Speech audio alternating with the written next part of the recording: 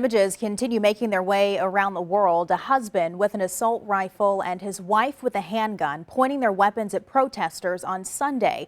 Tonight, the calls keep stacking for the two attorneys to be charged and disbarred, and now they're lawyering up. News 4's Russell Kinsall is on the story for us tonight live in the Central West End. Russell.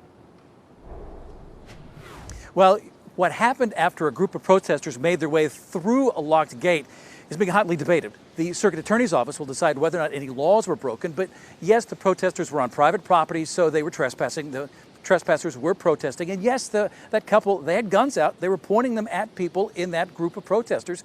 But one of the key elements in all of this is whether or not Mark and Patricia McCloskeys got their guns out after their lives were threatened, or whether or not they may have provoked the angry responses from some of the protesters because they got their guns out first. Even their attorney admits that the optics are bad. You couldn't have gone to Central Casting and said, find a more elegant home which will demonstrate white entitlement. Al Watkins has been hired as the attorney for Mark and Patricia McCloskeys. He says his clients are husband and wife attorneys who fought for the civil rights of clients and support the Black Lives Matter cause. Patricia spoke off camera during an interview with her husband Monday. We are Black Lives Matter people. It's just the way they came in and were so aggressive. Protest organizers admit they want to be disruptive and chalk up the trespassing as civil disobedience. They weren't afraid of peaceful protesters. These are not people who are afraid of people of color.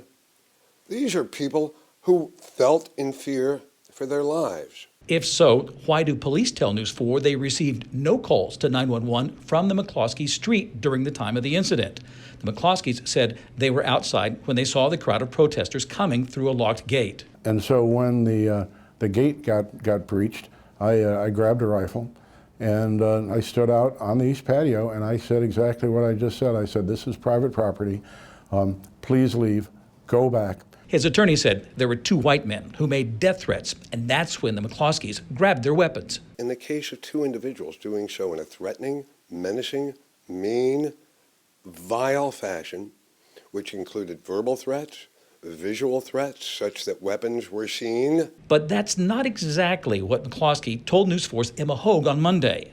You grabbed the gun when they were in front of your home or as they were approaching your home? As they were approaching the home. Once more, did the guns come out before or after the threats? The threats happened probably after we got the guns.